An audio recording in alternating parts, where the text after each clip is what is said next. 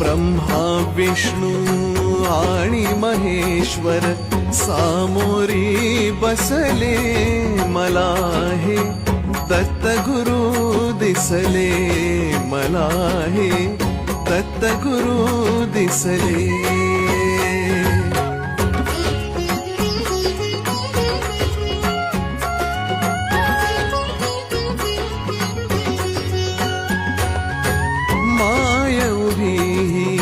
गाय होनी पुढे वासरू पाहे वळुनी माय उभी गाय होनी पुढे वासरू पाहे वळुनी